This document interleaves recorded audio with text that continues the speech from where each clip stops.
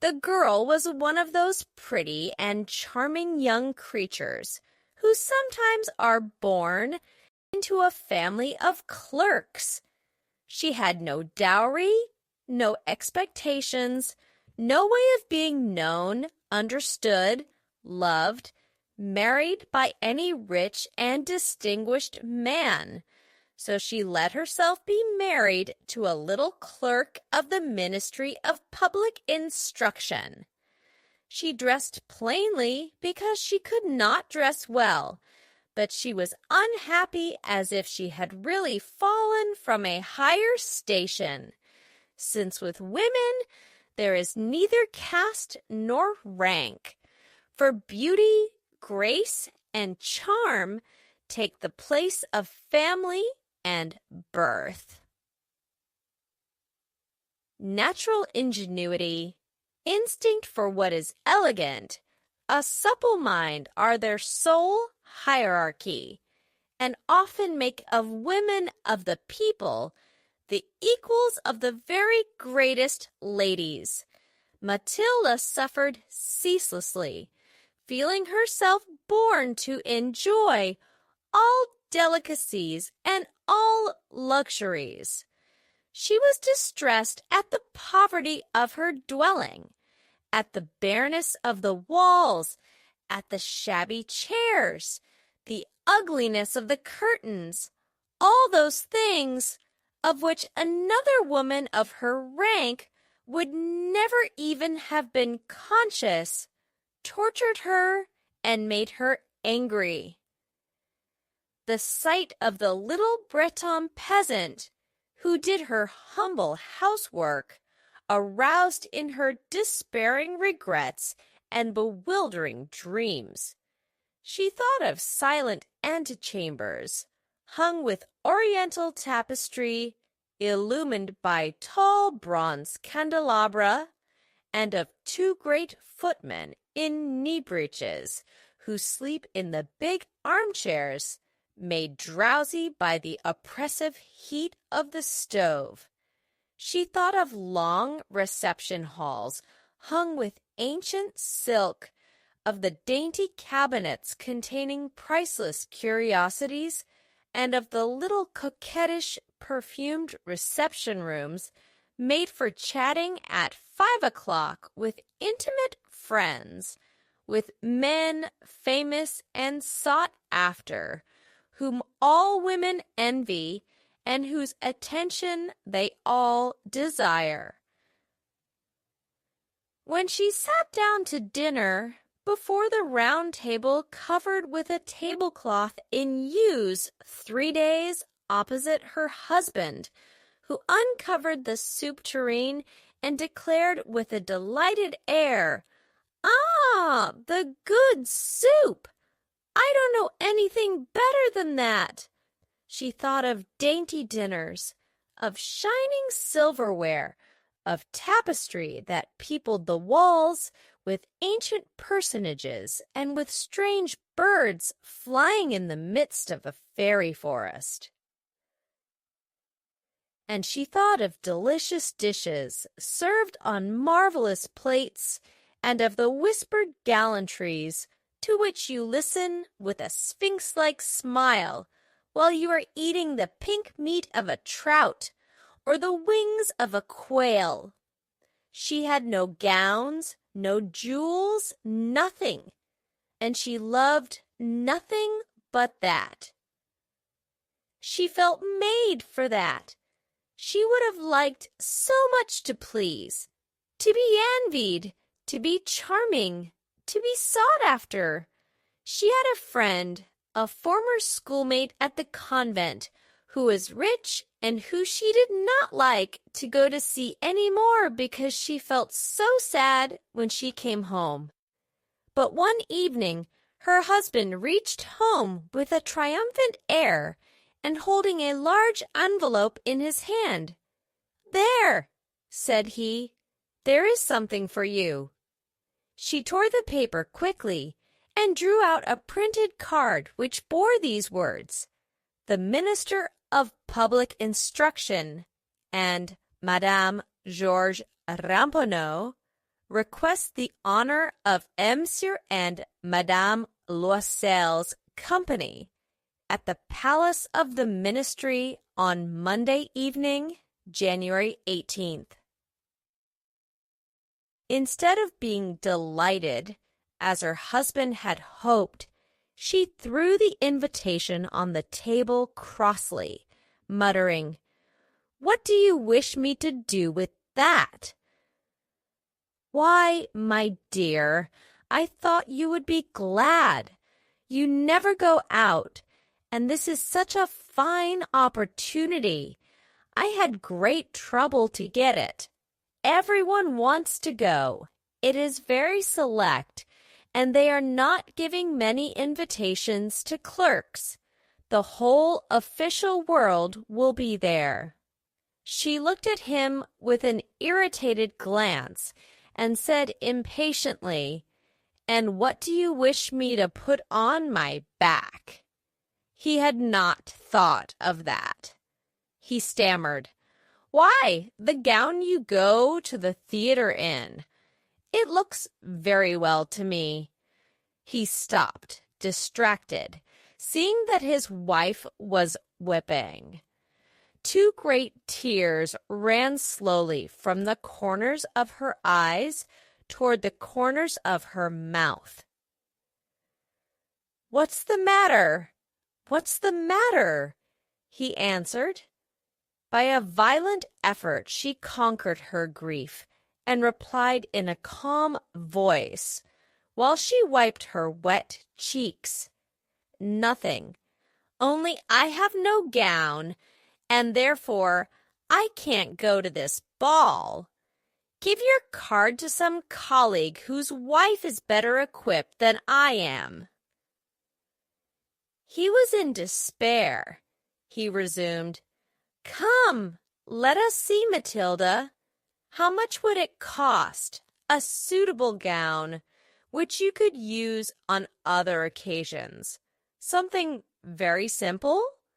She reflected several seconds, making her calculations and wondering also what sum she could ask without drawing on herself an immediate refusal and a frightened exclamation from the economical clerk. Finally, she replied, hesitating, "I don't know exactly, but I think I could manage it with 400 francs. He grew a little pale because he was laying aside just that amount to buy a gun and treat himself to a little shooting next summer on the plain of Nanterre, with several friends who went to shoot larks there of a Sunday. But he said, 'Very well, I will give you 400 francs and try to have a pretty gown.' The day of the ball drew near, and Madame Loisel seemed sad, uneasy, anxious. Her frock was ready, however. Her husband said to her one evening, 'What is the matter? Come, you have seemed very queer these last 3 days.' And she answered, 'It annoys me not to have a single piece of jewelry, not a single ornament, nothing to put on. I shall look poverty-stricken. I would almost rather not go at all.' 'You might wear natural flowers,' said her husband. 'They're very stylish at this time of year. For 10 francs, you can get 2 or 3 magnificent roses.' She was not convinced. No, there's nothing more humiliating than to look poor among other women who are rich. 'How stupid you are!' her husband cried. 'Go look up your friend, Madame Forestier, and ask her to lend you some jewels. You're intimate enough with her to do that.' She uttered a cry of joy. 'True, I never thought of it.' The next day she went to her friend and told her of her distress.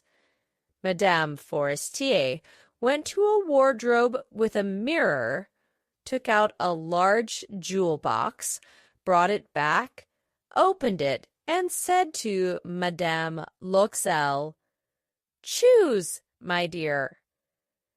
She saw first some bracelets, then a pearl necklace, then a Venetian gold cross set with precious stones of admirable workmanship. She tried on the ornaments before the mirror, hesitated, and could not make up her mind to part with them, to give them back. She kept asking, "Haven't you any more?" "Why, yes. Look further. I don't know what you like." Suddenly she discovered, in a black satin box, a superb diamond necklace, and her heart throbbed with an immoderate desire. Her hands trembled as she took it. She fastened it round her throat, outside her high-necked waist, and was lost in ecstasy at her reflection in the mirror.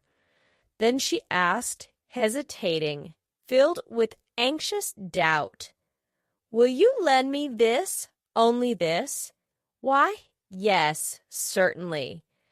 She threw her arms round her friend's neck, kissed her passionately, then fled with her treasure. The night of the ball arrived. Madame Loisel was a great success. She was prettier than any other woman present, elegant, graceful, smiling, and wild with joy. All the men looked at her, asked her name, sought to be introduced. All the attachés of the cabinet wished to waltz with her. She was remarked by the minister himself.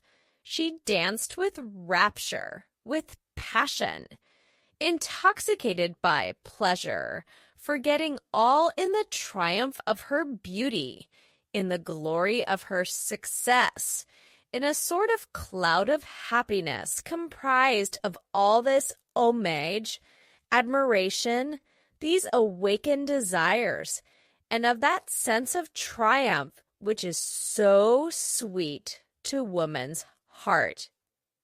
She left the ball about 4 o'clock in the morning.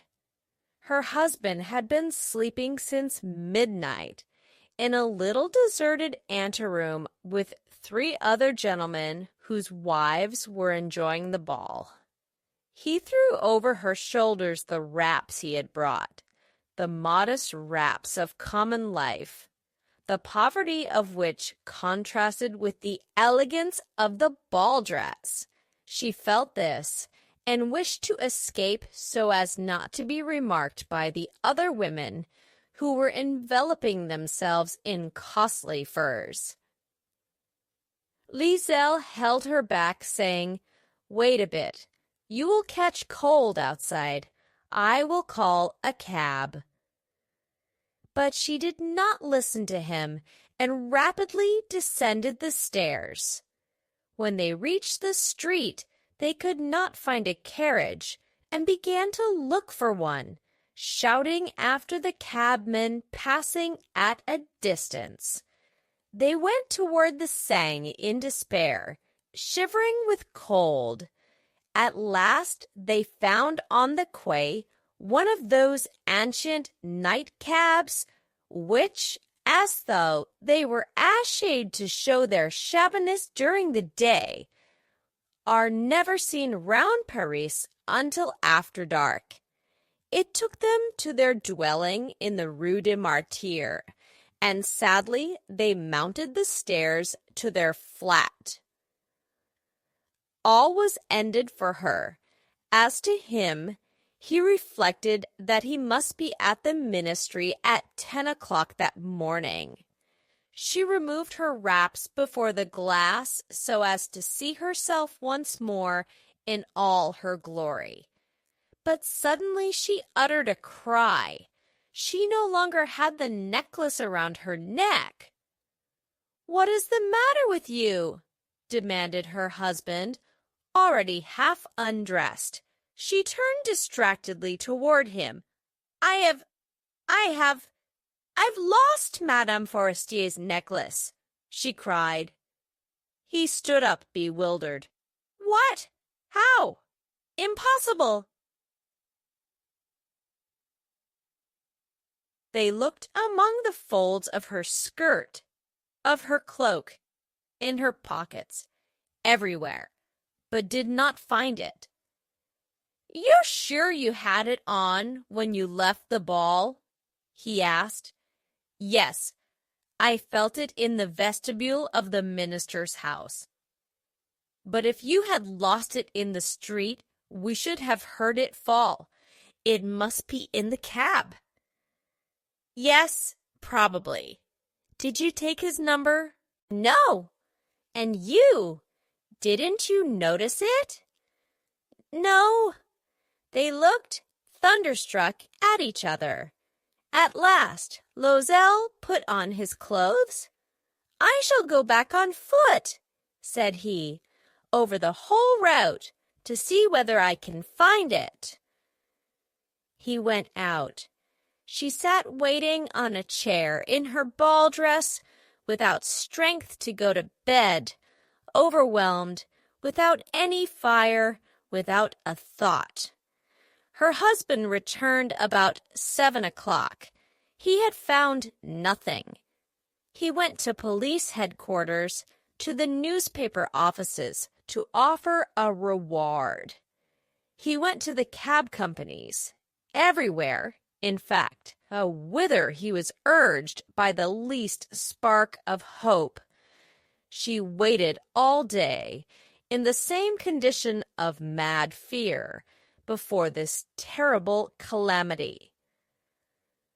Loisel returned at night with a hollow, pale face. He had discovered nothing. "You must write to your friend," said he, "that you have broken the clasp of her necklace, and that you are having it mended. That will give us time to turn round." She wrote at his dictation. At the end of a week, they had lost all hope. Loisel, who had aged 5 years, declared, "We must consider how to replace that ornament." The next day, they took the box that had contained it and went to the jeweler whose name was found within. He consulted his books. "It was not I, madame, who sold that necklace. I must simply have furnished the case." Then they went from jeweler to jeweler, searching for a necklace like the other, trying to recall it, both sick with chagrin and grief. They found in a shop at the Palais Royal a string of diamonds that seemed to them exactly like the one they had lost. It was worth 40,000 francs. They could have it for 36. So they begged the jeweler not to sell it for 3 days yet. And they made a bargain that he should buy it back for 34,000 francs in case they should find the lost necklace before the end of February.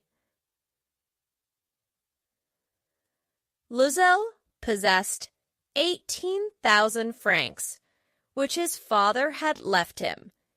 He would borrow the rest. He did borrow, asking 1,000 francs of one, 500 of another, 5 louis here, 3 louis there.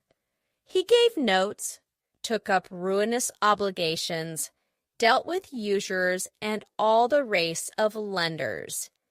He compromised all the rest of his life, risked signing a note without even knowing whether he could meet it, and, frightened by the trouble yet to come, by the black misery that was about to fall upon him, by the prospect of all the physical privations and moral tortures that he was to suffer.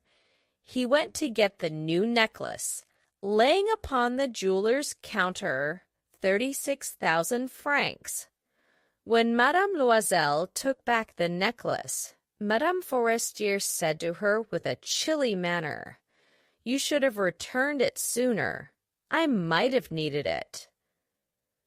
She did not open the case, as her friend had so much feared.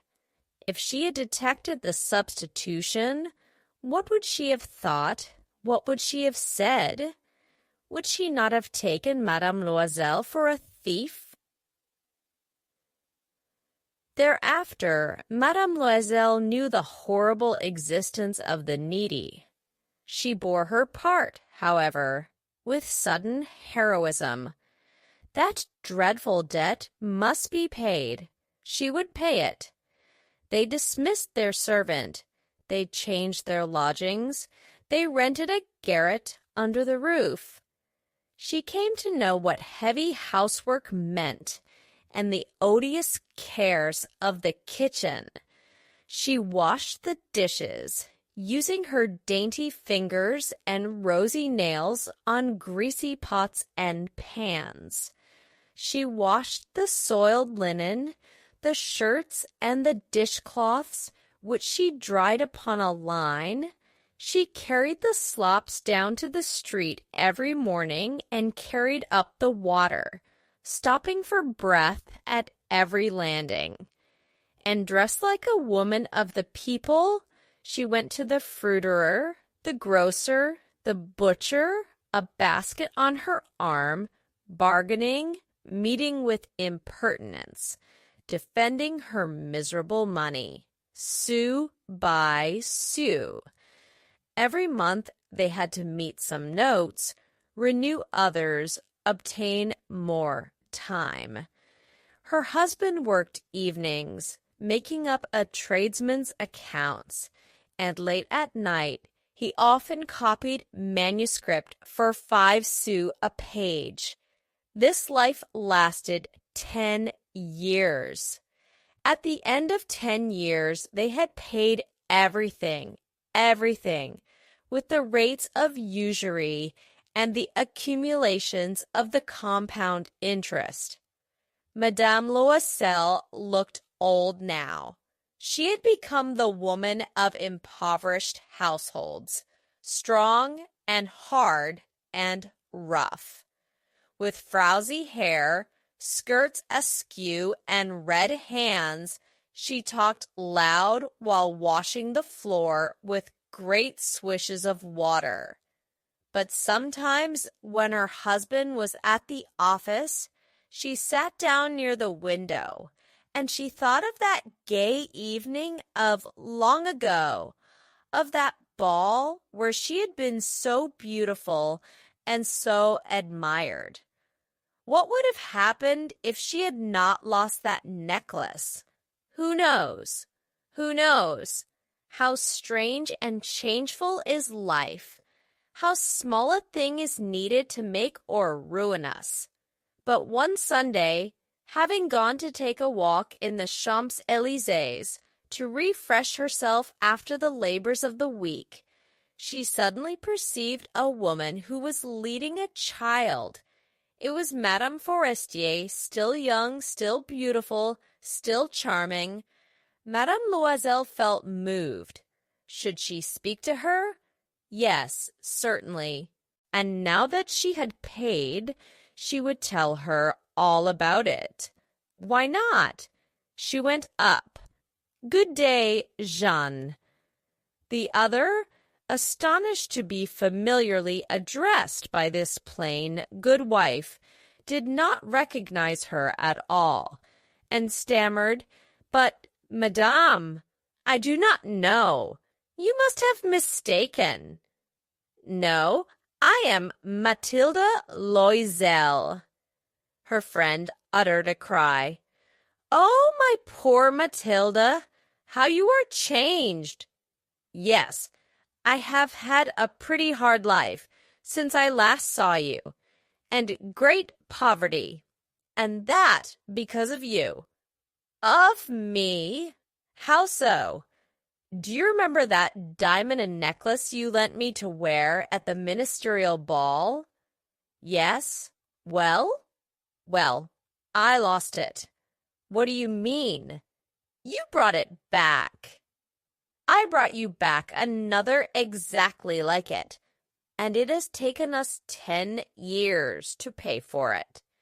You can understand that it was not easy for us who had nothing. At last it is ended, and I am very glad. Madame Forestier had stopped. You say that you bought a necklace of diamonds to replace mine? Yes. You never noticed it then. They were very similar. And she smiled with a joy that was at once proud and ingenuous. Madame Forestier, deeply moved, took her hands. Oh, my poor Mathilde! Why, my necklace was paste. It was worth at most only 500 francs.